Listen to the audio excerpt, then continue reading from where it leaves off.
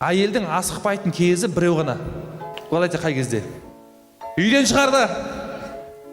Әйелдің асықпайтын кезі үйден шығарда ғана. Сол кезде ғана асықпайды ғой. Қалған жағдайдың бәрінде асығады. Как думаете, не үшін әйел үйден шығарда асықпайды? Үйден шығарда асықпаған әйел ол нағыз әйел негізінде. Білесіздер ме? Потому что әйел адам супер зависим от внимания, от признания.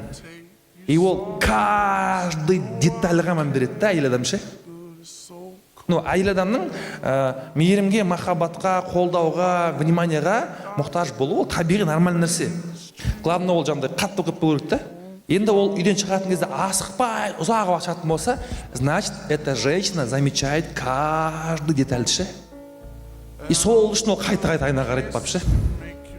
Что-то неровно. Іздеп тұрады барып. Еркек примерно қалай салады, нормально ма, нормально болып кетті. Деталь көрмейді.